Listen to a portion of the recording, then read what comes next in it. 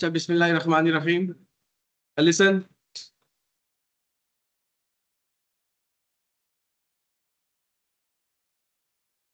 देखिए, इससे पहले जो हमारी ऑनलाइन लैब थी ना, पीएचपी बेसिक्स, उसमें हमने ना डेटाबेस को देखा था। डेटाबेस से आप किस तरीके से एप्लीकेशन को कनेक्ट कर सकते हैं माई एसक्यूएल के साथ ना, क्योंकि हम पीएचपी के साथ। वालेकुम सलाम। क्योंकि पीएचपी के साथ हम माई एसक्यूएल यूज करते हैं। कोई और डीबीएमएस भी आप यूज कर सकते हैं, ठीक है। लेकिन इसके साथ जो बाय डिफॉल्ट जो सपोर्ट अवेलेबल होती है ना, वो माई एसक्यूएल की होती है, ठीक है। नोट आगे। तो हमने जो है ना वो, मैंने आप लोगों को कहा था कि जो इवन मैंने आप लोगों को असाइनमेंट भी दी थी कि आप लोग जो है वो उस पर CRUD ऑपरेशन परफॉर्म करें, ठीक है। वो बेसिकली आपने देखे, जो प्योर आपके पास जो है ना, जो इसे कहते हैं प्योर पीएचपी में आपने काम किया था।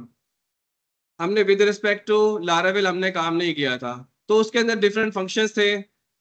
माई एसक्यूएल के अंदर माई एसक्यूएल कनेक्ट था। माई एसक्यूएल कनेक्ट के अंदर हमने लोकल होस्ट का नेम देते हैं, पैरामीटर पास करते हैं, होस्ट नेम प्रोवाइड करते हैं, डेटाबेस का यूजर नेम प्रोवाइड करते हैं, डेटाबेस का पासवर्ड, और आखिरी पैरामीटर जो होता है वो हम डेटाबेस का नेम प्रोवाइड करते हैं। तो फर्स्ट फंक्शन वो था MySQL connect.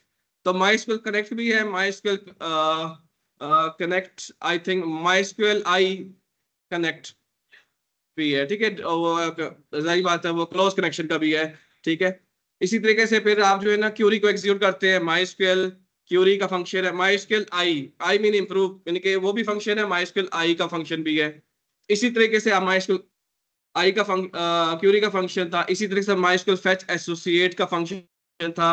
MySQL fetch associate है, MySQL फेच रो का फंक्शन था। यानी कि आपने डेटाबेस से फेच करने के लिए, अगर आपने क्यूरी को एग्जीक्यूट करना है, यानी कि इंसर्ट करना है तो MySQL एग्जीक्यूट MySQL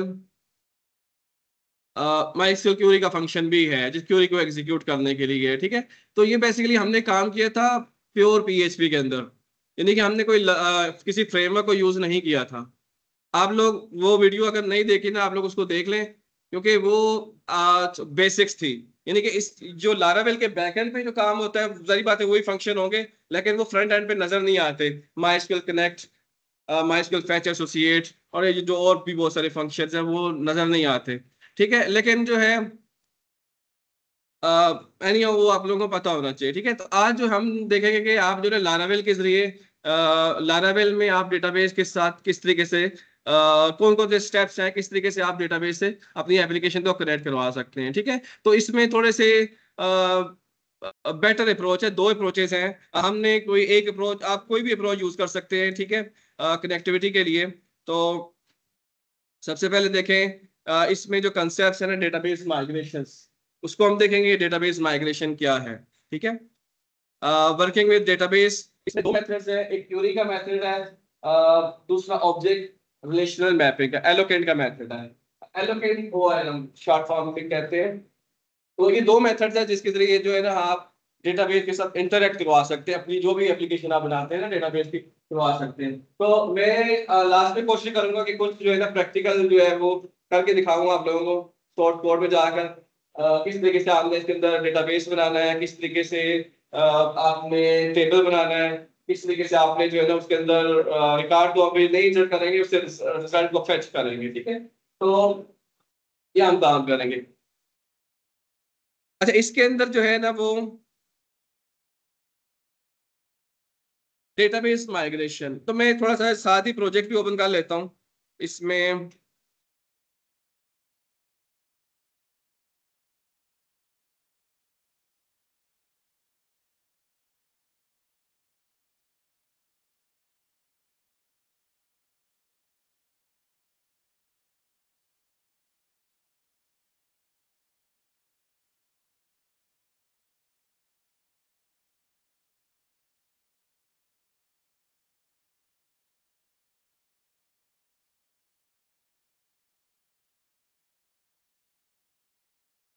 ये जो कल प्रोजेक्ट हमने बनाया था ना, उसी को देख लेते हैं।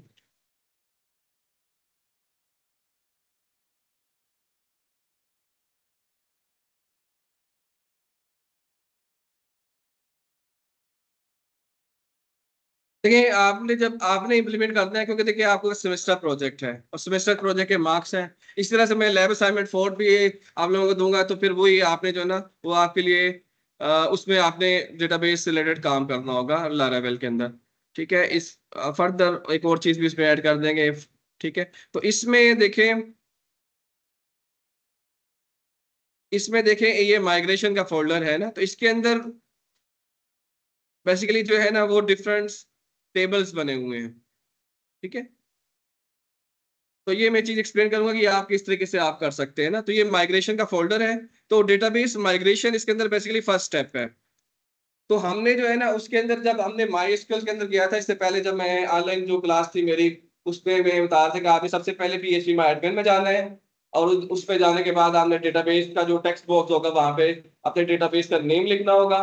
और उसके बाद आपने मैन्युअली जाके टेबल बनाने होंगे। हाल तो कि आप क्यूरी के जरिए भी टेबल बना सकते हैं, डेटाबेस भी बना सकते हैं, लेकिन हमने इस तरीके से दिया था। ठीक है, तो इसमें जो स्टेप्स इन्वॉल्व है ना, बेसिकली डेटाबेस माइग्रेशन एक ऐसा स्टेप्स है लारावेल के अंदर जिसके जरिए आप जो है ना वो डेटाबेस बनाते हैं और टेबल्स बनाते हैं और उसके अंदर आप रिकॉर्ड जनरेट करवाते हैं। तो इसके अंदर जो है ना जो स्टेप 1 है कि आप इंस्टेंट के आप जो है ना उस पीएचपी माई एडमिन के अंदर जाएं।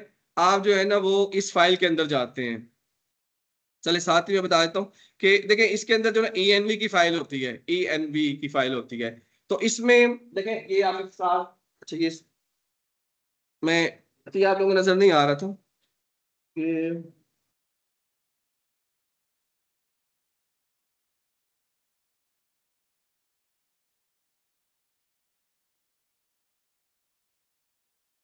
देखिए ये ENV की फाइल है, ENV।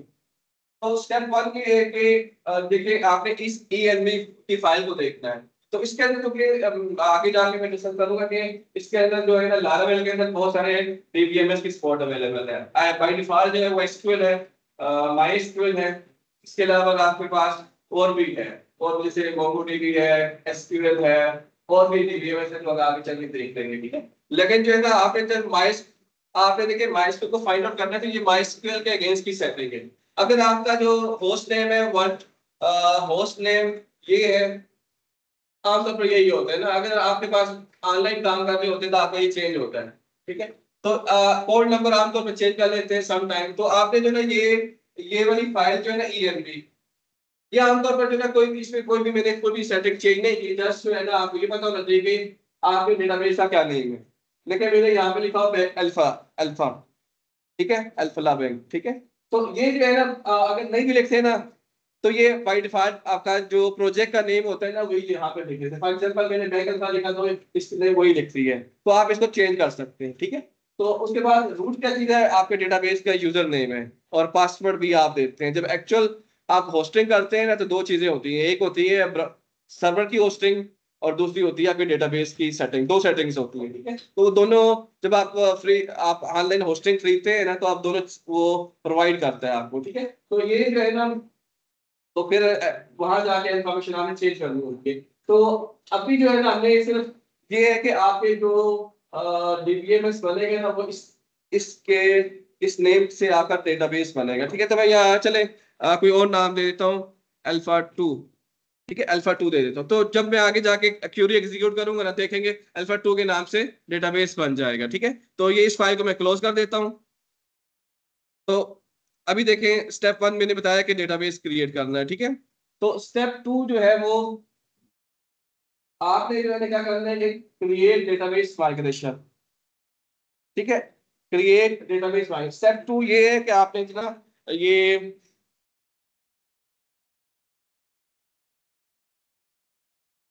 आपने ना ये बेसिकली जो है ये कमांड रन कर दी है, यानी कि इस डेटाबेस माइग्रेशन के लिए ना आपने ना ये कमांड रन कर लिया। अभी जो मैंने बताया था ना कि वो आपका अल्फा 2 के नाम से बन जाएगा। तो आपने ये जो कमांड है ना, ये कमांड आप कॉपी कर लें। मैंने इस पे ऑलरेडी बनाया हुआ है डेटाबेस, लेकिन चले मैं इसको यहाँ पे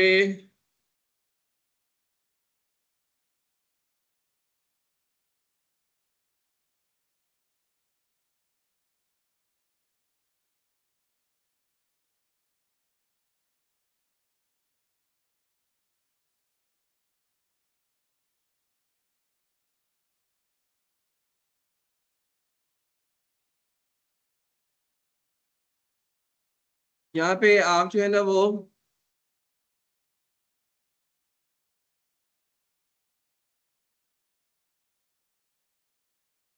एम्प्लॉय कर लें, ठीक है, एम्प्लॉय। तो देखिए डेटाबेस का नाम वहां पे है और ये इससे ना इस नेम का टेबल बन जाएगा, पीएचपी आर्टिसन मेक। अब मेक क्या कि जब आप लिखते थे कंट्रोलर तो कंट्रोलर बन जाता है, जब आपने व्यू लिखा था जब व्यू बन जाता है, तो यहाँ पे जो माइग्रेशन है माइग्रेशन की फाइल बन जाएगी। माइग्रेशन की फाइल बनेगी, कहाँ पे बनेगी? ये यहाँ पे एक फाइल बन के आ जाएगी माइग्रेशन के फोल्डर के अंदर। आपके एक्चुअल डेटाबेस के अंदर वो डेटाबेस और टेबल नहीं बनेगा जब तक आप सेकंड कमांड नहीं रन करेंगे जो स्लाइड में थी ना। इसके बाद जो है आपने PHP आर्टिसन जस्ट माइग्रेट लिखना है, माइग्रेशन नहीं माइग्रेट लिखना है। तो आपके डेटाबेस के अंदर टेबल भी बन, वो डेटाबेस बन जाएगा जो कि PNB फाइल के अंदर है, और जो कमांड के आगे ये आपने लिखा है टेबल ये बन जाएगा, ठीक है। तो मैं इस कमांड को रन करता हूँ।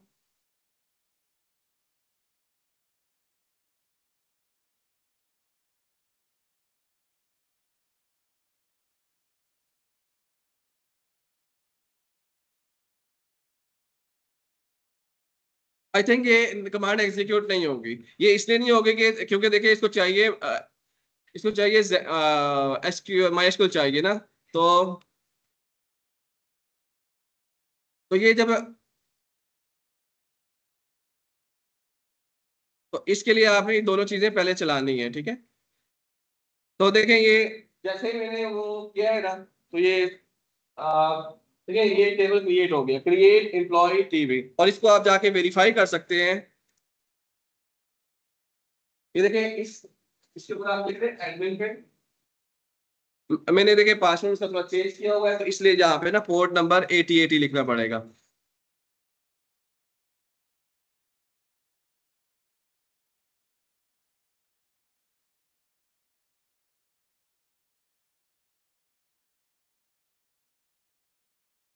है मैंने अभी बात की थी कि इस कमांड रन करने के बाद जो है ना आपके पास माइग्रेशन फाइल बन जाएगी।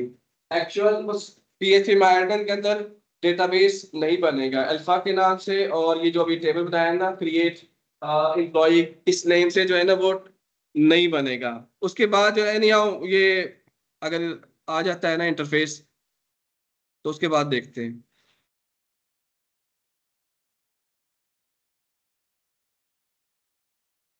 देखिए इसके इस नेम से अल्फा के नाम से तो है जो मैंने बिफोर क्लास मैंने बताया था, अल्फा 2 के नाम से नहीं है। तो लेकिन इस कमांड रन करने के बाद जो है ना इस, देखिए यहाँ पे लिखा हुआ है कि माइग्रेशन के अंदर एक फाइल बन गई है। उस माइग्रेशन फाइल का जो है ना आप उसको जाके चेक कर सकते हैं। ये आप देखें ये फाइल बन गई है।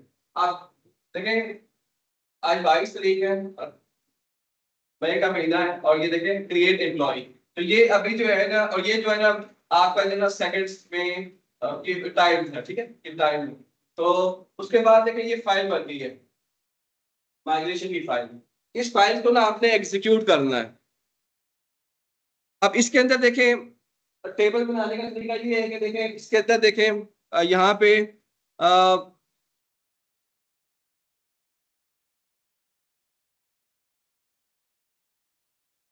देखें रिटर्न न्यू क्लास माइग्रेशन। अब जो भी क्लास बना रहे हैं ना बेसिकली वो माइग्रेशन की क्लास से एक्सटेंड हो रही है, ठीक है। तो इसके अंदर जो है ना अप एंड डाउन दो फंक्शन है। अप फंक्शन क्या करेगा? अप फंक्शन के अंदर जो है ना आप बताते हैं कि टेबल, और टेबल का नेम एम्प्लॉय है जो कि अभी मैंने कमांड के थ्रू लिखा है ना, और उसका जो फर्स्ट जो पैरामीटर जो फर्स्ट है ना वो प्राइमरी की होगी, यानी कि आईडी होगा, यूनिकली आइडेंटिफाई करेगा, और उसके अंदर ये लास्ट जो है ना टाइम स्टैम्प होगा। अभी इसके अंदर आपने मजीद एट्रीब्यूट ऐड करने हैं। देखिए मैं इसने एक ऐड कर दी है खुद ही, इसने ना वो सजेशन दे दी थी। और इसके बाद इसको सेव कर लें।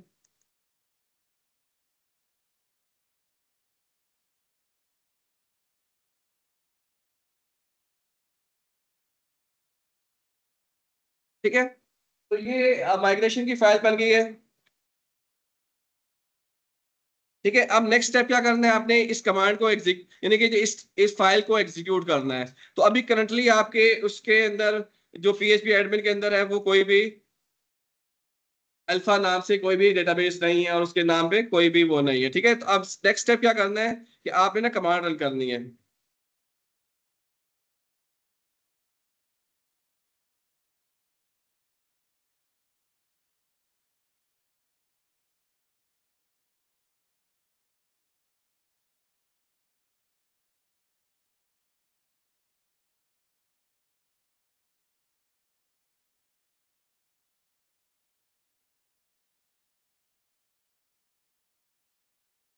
आपने जस्ट ये लिखना है PHP आर्टिजन माइग्रेट। ठीक है, तो PHP artisan migrate, enter press कर दें। अब ये कमांड रन करने के बाद जो है ना वो आपके आपने ना आपसे ये वेरिफिकेशन पूछेगा कि ये जो है ना, देखिए, the database alpha does not exist, जो कि PLB फाइल के अंदर था। और उसके बाद आपसे ये पूछ रहा है, आप इस पे जब यस टाइप करेंगे तो वो डेटाबेस भी बन जाएगा और उसके वो टेबल भी बन जाएगा। ठीक है, तो देखें ये,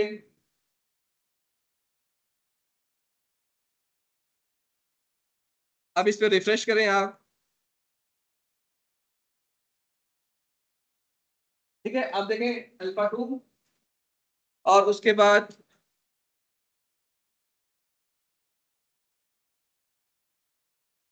ये देखें ये एक टेबल बन गया है एम्प्लॉय का। बाकी टेबल कहाँ से बने हैं? बाकी टेबल बेसिकली उसके अंदर वो मौजूद थे ना, उसके माइग्रेशन के अंदर बाय डिफॉल्ट की सेटिंग के अंदर मौजूद है। यानी कि जब भी P number one PHP artisan migrate call करेंगे, जितने भी उस माइग्रेशन फोल्डर के अंदर फाइल्स होगी ना वो बेसिकली उससे की होगी।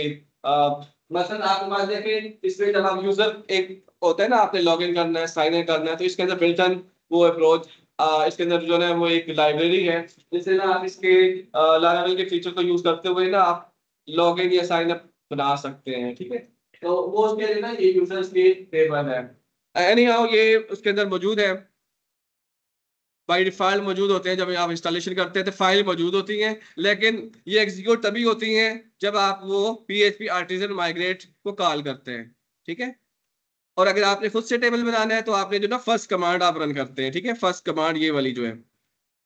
इसके बाद अगर आपने वो आपने चेंजेस को रोल बैक करना हो या आपने रिफ्रेश करना हो, टेबल के अंदर कोई कॉलम ऐड करना हो, तो इसके लिए जो ना मजीद कमांड्स हैं, जैसे ये है। ठीक है, अच्छा नेक्स्ट स्टेप ये है कि आपने जो है ना वो शेडिंग करना है, इनिशियल डेटा आपने सबमिट करना है, तो उसके लिए भी कमांड मौजूद है। और उसके पास जो है ना नेक्स्ट जो है क्रिएट मॉडल। क्योंकि देखिए मैंने बताया था कि लारावेल जो है वो MVC को फॉलो करता है, MVC मॉडल व्यू कंट्रोल। अभी तक हमने जो है ना वो देखिए व्यू को बहुत अच्छे तरीके से देखा है, बड़ी हमने बहुत सारी फाइल्स बनाई है व्यूज की। देखिए वो व्यू के फोल्डर के अंदर blade.php की फाइल्स होती है। जो कंट्रोलर है, कंट्रोलर भी बना के चेक किया है, मॉडल को नहीं देखा। तो मॉडल बेसिकली जो है ना, मॉडल का तल्लक जो है ना वो डेटाबेस से है, तो वो आज की क्लास में बना के चेक करेंगे। ठीक है, अच्छा ये मैंने स्टेप्स सारे बता दिए हैं आपको, ये ठीक है।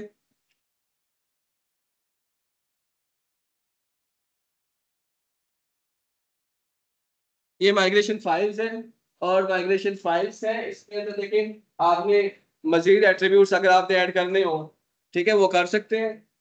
देखिए स्ट्रिंग है, और इसके अलावा और भी आप जो भी डेटा टाइप आप दें इसकी डॉक्यूमेंटेशन में जाके आप कर सकते हैं। ठीक है, अच्छा फिर नेक्स्ट जो है ना आप इसके अंदर, क्योंकि लारावेल में दो अप्रोचेस हैं। ठीक है, तो ये आपके पास देखिए कोई भी आपके पास जो एप्लीकेशन होती है आपके साथ डेटाबेस जरूर होता है। अगर देखिए ऑनलाइन शॉपिंग है, उसमें प्रोडक्ट की इंफॉर्मेशन फ्लो करते हैं, कोई भी आपका एप्लीकेशन होगा उसमें डेटाबेस जरूर होती है, मॉडर्न एप्लीकेशन जो होती है ना। अब इसके अंदर लारावेल के अंदर दो अप्रोचेस हैं। ये दो अप्रोचेस में से कोई भी एक अप्रोच यूज कर सकते हैं डेटाबेस से कनेक्ट करने के। नंबर वन जो है वो क्वेरी बिल्डर है, क्वेरी बिल्डिंग है, और सेकंड जो है एलोकेट OLM है। एलोकेट OLM, ये दो अप्रोचेस हैं। क्यूरी बिल्डर एक तो देखे ना हमने एक वो प्रोजेक्ट देखी थी जिसमें जो है ना आप डायरेक्टली और PHP में काम करते थे। ठीक है, वो एक वो तो बहुत डिफरेंट है। ठीक है, तो यहाँ पे देखें, इसके अलावा चलिए इसको थोड़ा डिटेल में नेक्स्ट स्लाइड में देखते हैं। तो लारावेल के अंदर देखें ये माइलस्टोन की बाय डिफॉल्ट कोड अवेलेबल होती है। इसके अलावा देखें एसक्यूएल लाइट है, मोंगोडीबी है, इसकी सपोर्ट भी अवेलेबल है, तो इसको आप जाके चेक कर सकते हैं।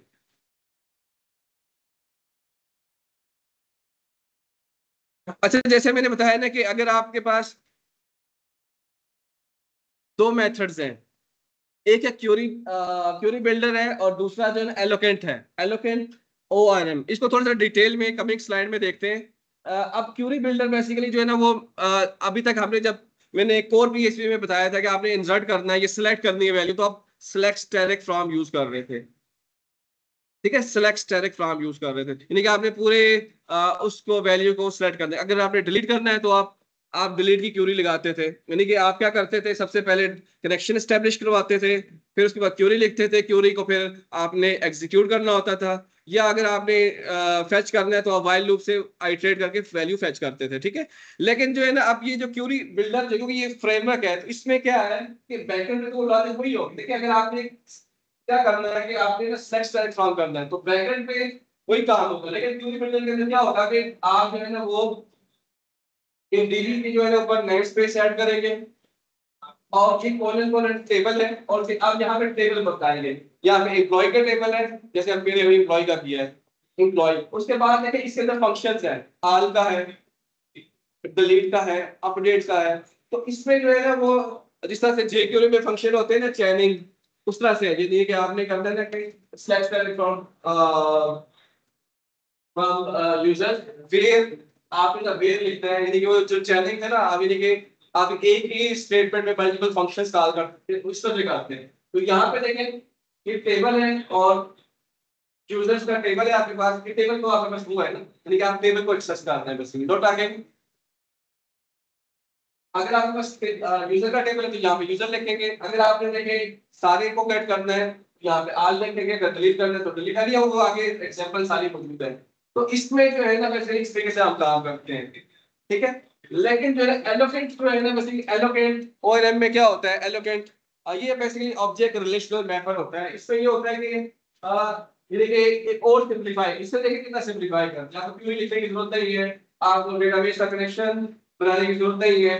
ठीक है, बहुत सारी चीजें आपने लोगों ने की थी ना कोर पीएचपी में, तो आपने देखिए सबसे पहले वो कनेक्शन ओपन किया था, कनेक्शन ओपन करने पर क्यूरी लिखी थी, क्यूरी लिखने पर क्यूरी को एग्जीक्यूट किया था, उस सारे नहीं करने, आपने जस्ट ये करना एक लाइन लिखी, ये कितना फाइल, लेकिन इससे भी सिंपल जो है ना आपके पास जो है ना एलोकेट, एलोकेट का मेथड है।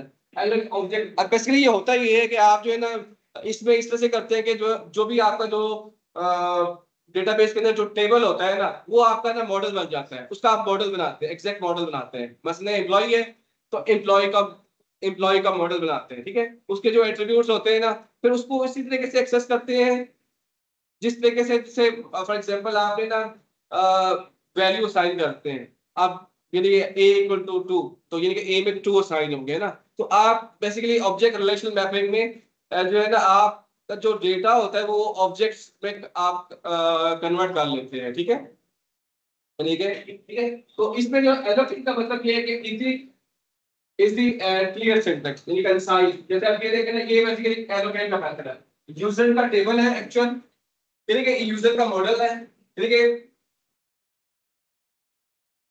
इसमें यानी कि आपका जो भी टेबल होगा ना उसका आप मॉडल बनाएंगे, और उस मॉडल को जस्ट आप ये कर लेंगे। देखिए यूजर डॉट आर, ये देखिए ये जो एग्जांपल है ये इसकी है। ठीक है, तो बेसिकली देखें एलोकेट्स जो है ना ये और बेटर अप्रोच है। ठीक है, इसमें आप बिल्कुल इजीली CRUD बेस्ड एप्लीकेशन बना सकते हैं। ठीक है, CRUD में क्रिएट, रीड, अपडेट, डिलीट, तो ये आप सारे ऑपरेशन परफॉर्म कर सकते हैं, दोनों मेथड के जरिए कर सकते हैं। ठीक है, अब देखें इसमें जो फर्स्ट मेथड है ना क्यूरी बिल्डर का मेथड। ठीक है, तो Laravel fluent query builder, the fluent query builder in Laravel is a convenient and expressive way to build and execute SQL query using PHP syntax without writing wry SQL। आप वो भी कर सकते हैं, wry की वजह से मिला वो है select static from। ठीक है, डिलीट है तो डिलीट का आप वो यूज करेंगे, कीवर्ड यूज करेंगे, अपडेटेड तो अपडेट का यूज करेंगे, तो वो राह भी नहीं यूज करते। ठीक है,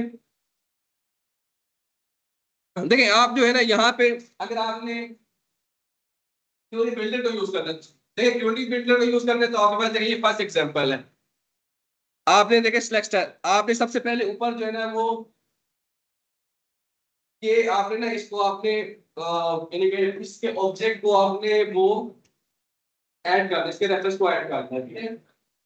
ठीक, कैसे ऐड करना है ये बात में बताता हूँ मैं। तो ये स्टूडेंट का एक वेरिएबल है और डिग्री आपका जो है वो बिल्कुल जो है वो ऑब्जेक्ट है, ऊपर आपने इसको ऐड करना है, ठीक है। टेबल स्टूडेंट गेट आपने ना, इससे क्या होगा कि सारे जितने भी आपके पास जो होंगे ना जैसे आज का ये वही चीज है आज, तो सारे जितने भी है सारे रिकॉर्ड्स आप आ जाएंगे इस स्टूडेंट्स के टेबल से। अगर आपने देखे स्पेसिफिक करना है तो फिर आप यहाँ पे आईडी डालते हैं, यानी कि वे अब देखेंगे ये टेबल अब यहाँ पे ऐसे नहीं है ना, ये थोड़ा सा बेटर अप्रोच है।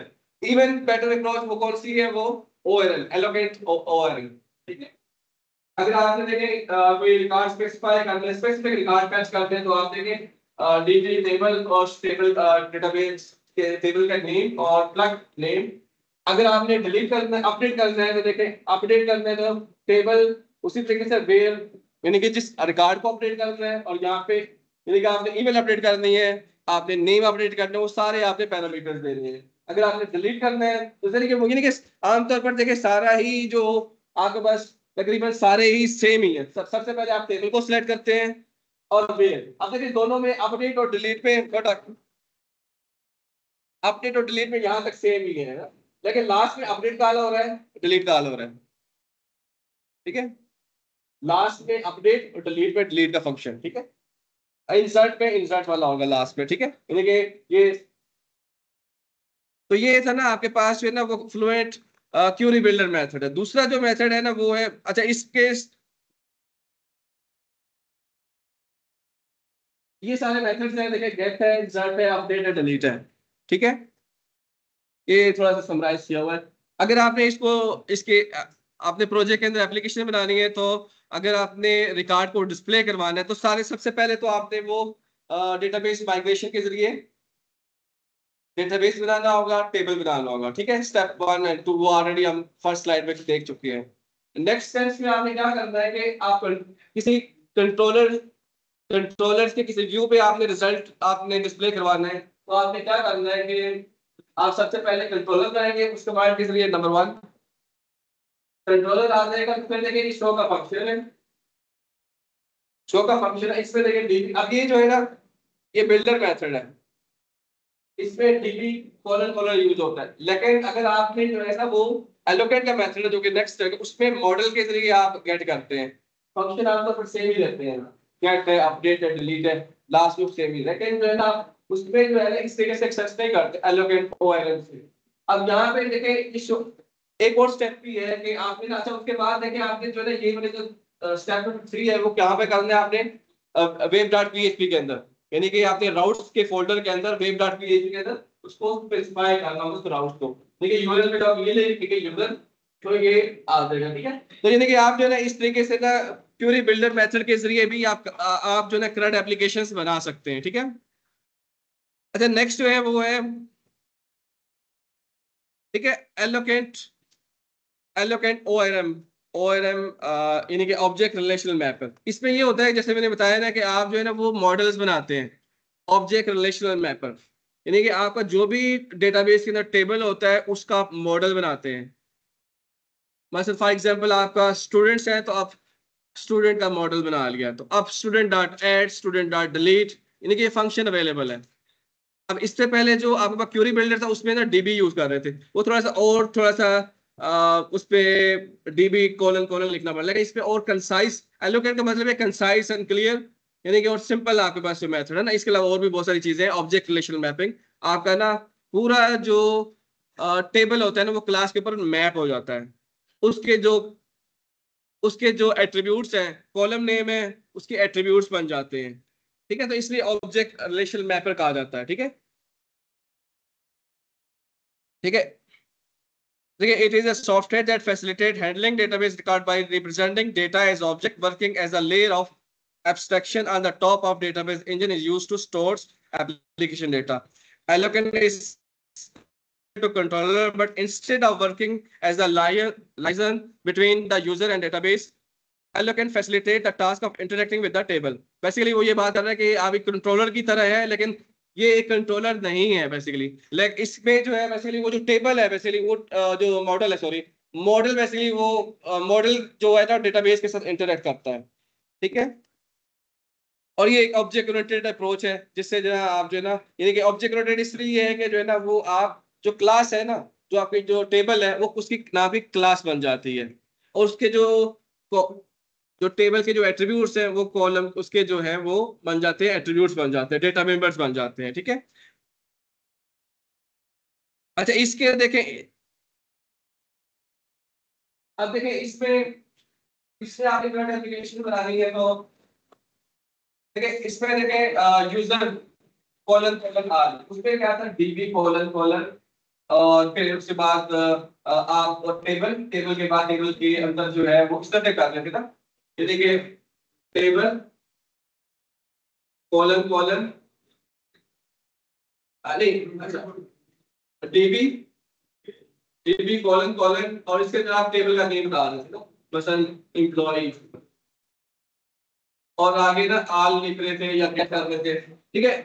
इसमें देखेंगे ये आपका क्वेरी बिल्डर का मेथड है ना, लेकिन आपके पास इसमें इस तरीके से नहीं है। इसमें आप क्या कर रहे हैं कि यूजर, जो कि आपकी यूजर क्या चीज है, यूजर आपके पास तो मॉडल है, आप मॉडल कैसे बनाएंगे, आप जो भी यानी कि उसके लिए कमांड मिलेंगे, जैसे वो था ना, आप यानी कि पीएचपी आर्टिसन मेक मॉडल और मॉडल का नेम, ठीक है। उसके बाद देखें ये, अब ये और कंसाइज है। अब देखिए जैसे आप ये बात बात मसली है एसक्यूएल की, आप इसमें अगर करते हैं यूजर आर, अब इससे क्या होगा, जितने भी यूजर्स हैं उसको आप फेच कर लेंगे, या ये है, ठीक है, एक ही बात है, ठीक है। तो इसको किसी वेरिएबल में स्टोर करवा लें। अगर आपने स्पेसिफिक करना है, स्पेसिफिक आपने रिकॉर्ड फेच करना है, उसकी आईडी मेंशन कर दें। अगर आपने वेयर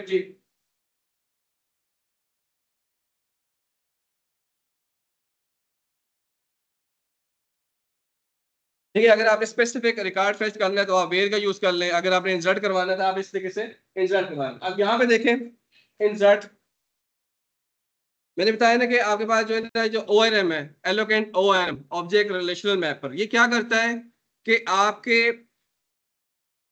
आपका जो टेबल है उसके नेम की क्लास बन जाती है, ठीक है। उसके जो कॉलम नेम है वो क्या बन जाते हैं, एट्रीब्यूट्स।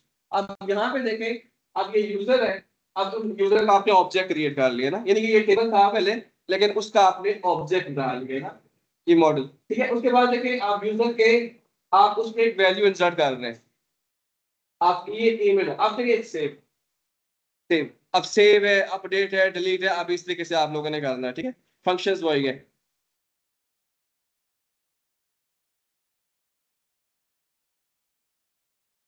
ठीक है, अभी मैं देखें, अभी तक हमने जो है ना ये किया था कि ये हमने जो है ना ये टेबल बनाया था ना। अब इस टेबल के अंदर कुछ रिकॉर्ड इंसर्ट करवा देता हूँ मैं, ठीक है।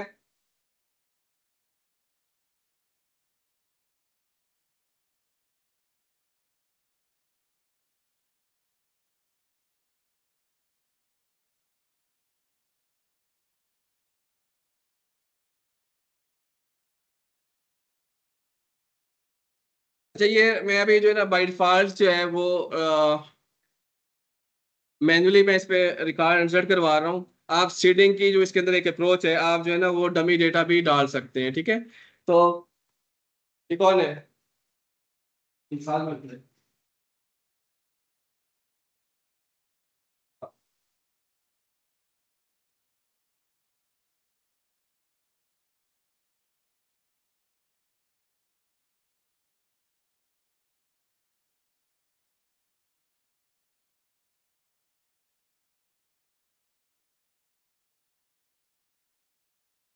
अच्छा देखें, अभी जो एक इसके अंदर अप्रोच थी ना, वो मैंने एक स्टेप बताया था कि number 1 step database creation, number 2 migration file, number 3 seeding. Seeding के अप्रोच से भी आप डमी डेटा इंटर कर सकते हैं ना, वो आप कमांड होती है सीडिंग की। तो मैं इसमें मैन्युअली डेटा इंटर करवाता हूँ, और इसके अंदर एक कंट्रोलर बनाता हूँ। कंट्रोलर के अंदर जो है ना वो जो इसका जो बिल्डर मेथड है ना, क्यूरी बिल्डर मेथड, उसके जरिए रिकॉर्ड फेच करके दिखाता हूँ, ठीक है। इसी तरीके से अपडेट करना होगा, डिलीट करना होगा, ठीक है। तो मैं इस पे कुछ डेटा इंसर्ट कर लेता हूँ।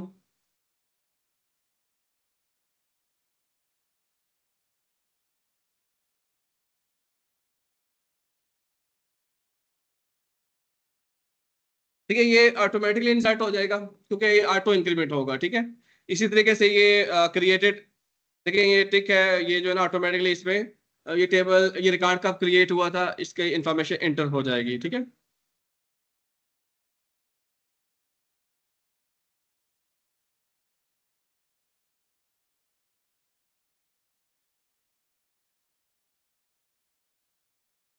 अच्छा नेक्स्ट स्टेप ये है ना कि हम कंट्रोलर क्रिएट कर लेते हैं, कंट्रोलर और कंट्रोलर्स।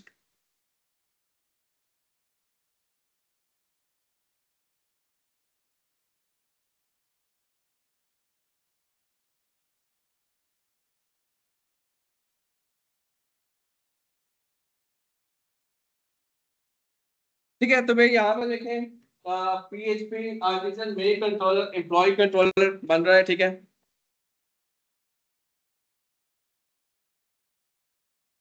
ठीक है, ये कंट्रोलर बन गया, देखिए सक्सेसफुली कोई मैसेज आ रहा है। अब नेक्स्ट स्टेप आप देखें, इसके ऐप के फोल्डर के अंदर देखें ये कंट्रोलर IT ये बन गया होगा। ठीक है, इसके अंदर हम शो का फंक्शन बना लेते हैं, पब्लिक फंक्शन। अच्छा ये इंडेक्स जो है ना बाय डिफॉल्ट वो होता है, यहाँ पे चले शो कर लेते हैं। ठीक है, शो, और इसका वेब डॉट PHP के अंदर जाके ना इसको सेट भी कर लेते हैं, वेब डॉट PHP की फाइल के अंदर जाके सेट कर लेते हैं। तो राउट्स के फोल्डर के अंदर जाना होगा।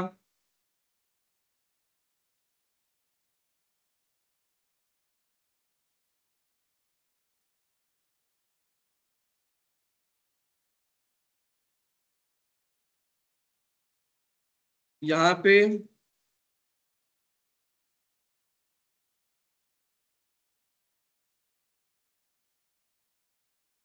ठीक है, एम्प्लॉय कंट्रोलर, और उसके बाद यहाँ पे आपने ना उसका एक्शन मेथड बताना होगा।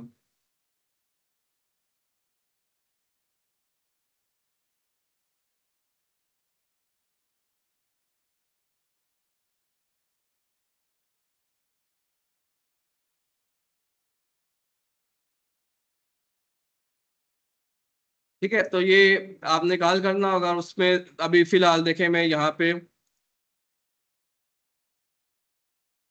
इसका व्यू नहीं बनाता फिलहाल जो है ना। अच्छा इसमें return,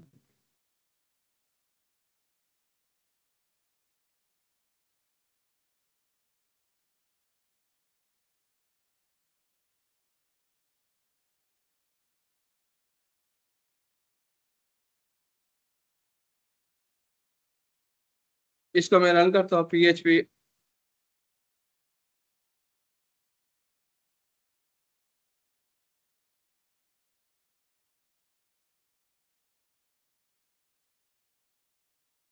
PHP artesian sir,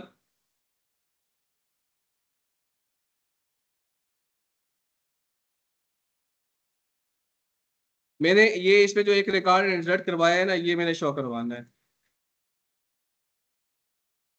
using Curie builder method. ठीक है,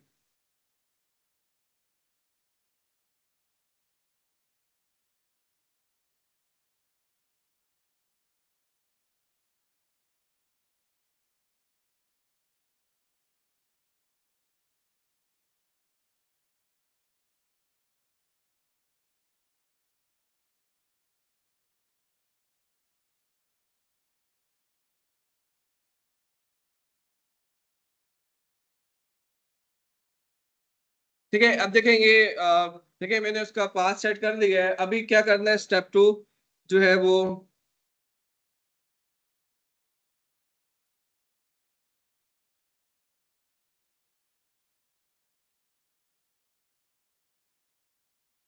इसमें ना वो DB का ऑब्जेक्ट आपने ना वो करना है। DB का ऑब्जेक्ट बेसिकली वो इसके अंदर होता है यूएस यूज।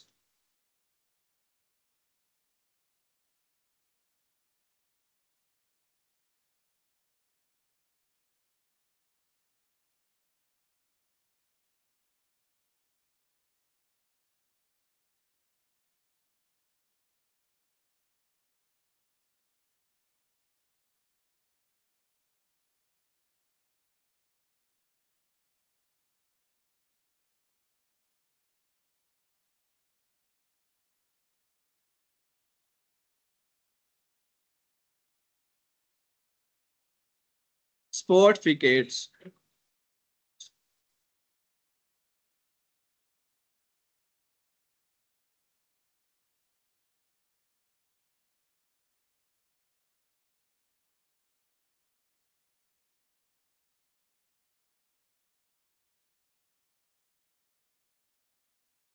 ठीक है, डीबी।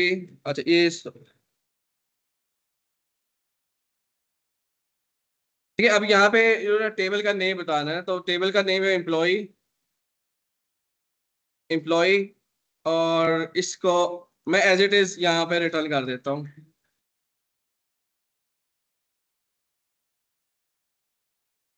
एम्प्लॉय। मैं थोड़ा सा उसको वेरीफाई कर लेता हूँ कि डेटाबेस का टेबल का क्या नेम है, एम्प्लॉय है। और इसको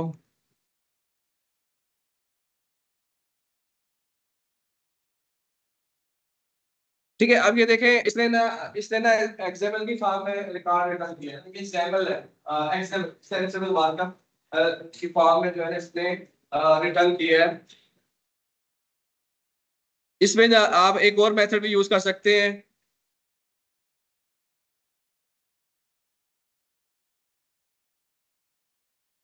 जैसे प्रिंट अंडरस्कोर आर का फंक्शन मैंने बताया था, डिबगिंग फंक्शन है, तो वो ये भी आप यूटिलाइज कर सकते हैं। ठीक है, अब ये जो है ना, इसमें और बहुत, इसको आप एक्सपेंड करेंगे तो यानी कि आपके पास रिकॉर्ड आ जाएंगे। अभी ये रिकॉर्ड देखें, मैंने यहाँ पे ये जो रिकॉर्ड आया है कहाँ से आया है, डेटाबेस से आया है ना, यूजिंग क्यूरी बिल्डर की है। आप ओएलएम को यूज कर लें, वो भी आप यूज कर सकते हैं, लेकिन उसमें आपको मॉडल बनाना पड़ेगा। तो इसमें नोट ये क्या कौन है ये।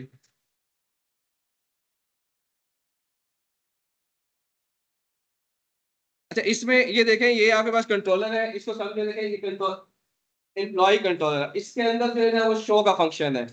अगर यहाँ पे इंडेक्स लिखा होता है ना, वो बाय डिफॉल्ट इंडेक्स लिखने की जरूरत नहीं होती ब्राउजर में, ठीक है, वो बाय डिफॉल्ट हो जाता है। ठीक है, तो अभी देखिए यहाँ पे मैंने रिटर्न व्यू नहीं किया, अगर यहाँ पे रिटर्न व्यू करता तो व्यू के अंदर जो चीज लिखी हुई होती है ना, वो व्यू के फोल्डर के अंदर वो फाइल होनी चाहिए। ठीक है, अब यहाँ मैं ये करता हूँ कि एक जो है ना व्यू की फाइल बनाता हूँ। ठीक है, और यहाँ पे करता हूँ, यहाँ पे इसको मैंने इसको कमेंट्स करता हूँ, रिटर्न व्यू। और यहाँ पे व्यू का नेम वैसे मैं यहाँ पे शो एम्प्लॉय डेस्ट एम्प्लॉय।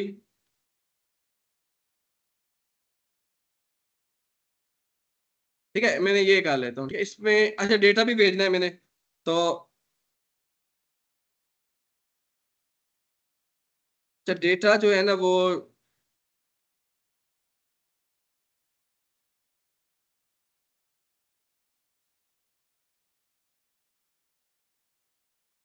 इसमें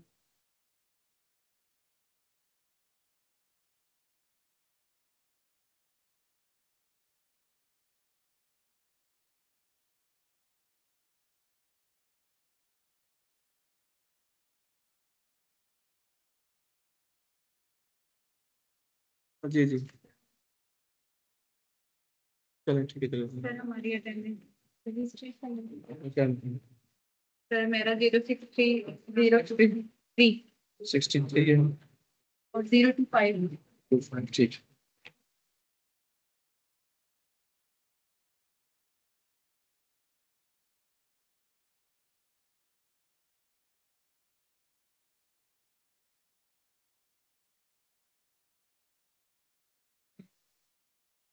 अच्छा देखें, ये इसको देखें, ये हम क्या कर रहे हैं, अभी जो है ना ये कंट्रोलर है, कंट्रोलर से हम डेटा भेज रहे हैं व्यू की तरफ।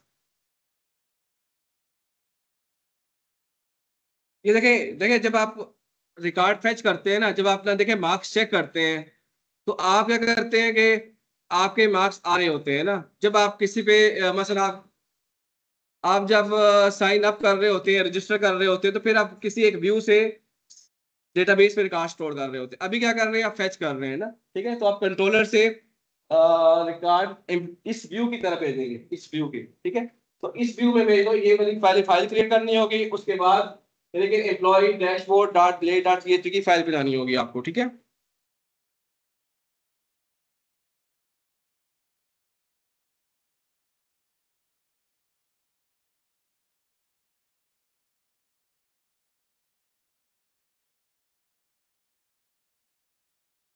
ठीक है, ये आपके पास व्यू का फोल्डर है और इसमें न्यू फाइल।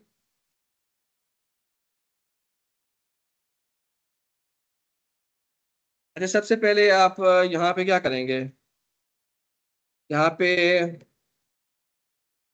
उस वेरिएबल को आपने गेट करना है।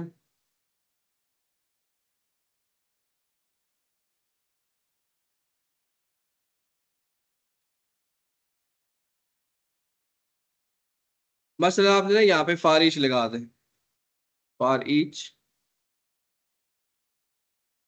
तो वो जो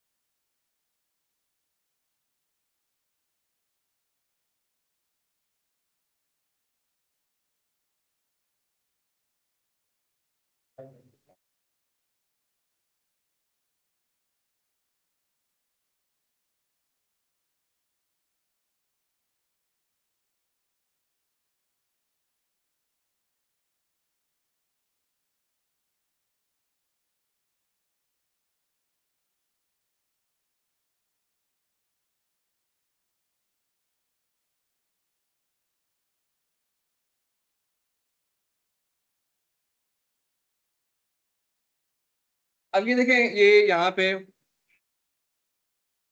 ये देखिए ये रिकॉर्ड आ गया है ना। अब देखिए ये रिकॉर्ड मेरे एक एट्रीब्यूट, अगर आपने आईडी प्रिंट करना है तो आईडी, और बाकी अब इसको आपने टेबल की फॉर्म में भी डिस्प्ले करवा सकते हैं। ठीक है, ये एचटीएमएल का टेबल यूज करें। और अगर आपने उसमें एक रिकॉर्ड था ना, मैं एक और रिकॉर्ड ट्रांसलेट करता हूँ, तो फिर मैं अनऑर्डर लिस्ट में कर लेता हूँ। ठीक है, यहाँ पे एक और रिकॉर्ड में इंसर्ट करता हूँ, क्योंकि इंसर्ट करना जो है ना, थोड़ा सा जो है ना, वो नेक्स्ट जो लैब होगी उसमें मैं आप लोगों को करवाऊंगा कि इंसर्ट कैसे कराते हैं ना। इंसर्ट के लिए आपको जरूर पता फॉर्म का पता होना चाहिए। फॉर्म के उसी तरीके से इंसर्शन होती है, आपने फॉर्म बनाना होगा, लेकिन इसमें ना वो अ, थोड़ा सा एक आपको इसमें जो है ना फॉर्म के साथ एक स्पेशल एट्रीब्यूट लगाना पड़ता है, और उसके जरिए आपने फॉर्म से डेटा करना है। फॉर्म से डेटा कंट्रोलर की तरफ भेजना है, यानी कि आप passing data from view to controller, ये उसका रिवर्स है ना, passing data from controller to view. तो मैं इसमें एक और रिकॉर्ड एंटर करता हूँ ताकि वो क्लियर हो जाए।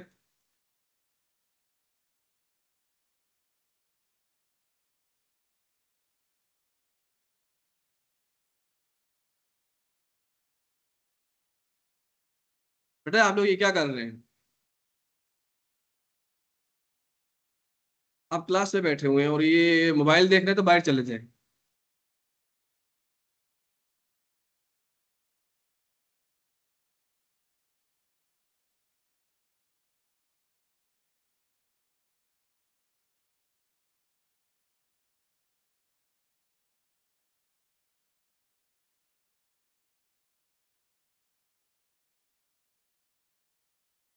देखिए ये एक और भी आ गया। ठीक है, अब इसको आप देखें, ऑर्डर लिस्ट या अन ऑर्डर लिस्ट में आपने प्रिंट करना हो तो आप उसको कर सकते हैं।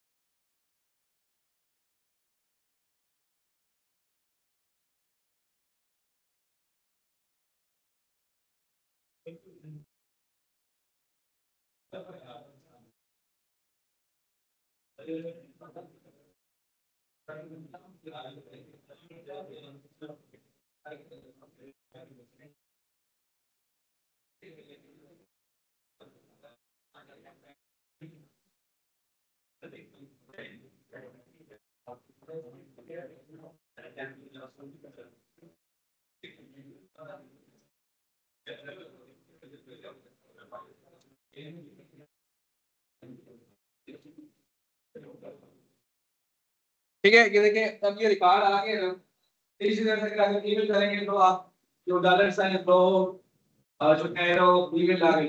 अब वो जो ईमेल है आपके नेम है वो एग्जैक्टली जो देखें ये आप डेटाबेस से फेच कर रहे हैं रिजल्ट। ठीक है, तो ये आपने ये जो एट्रीब्यूट्स है ना,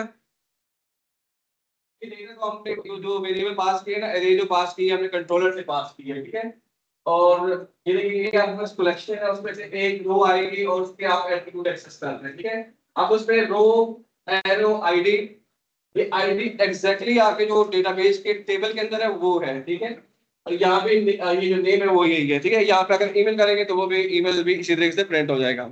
ठीक है।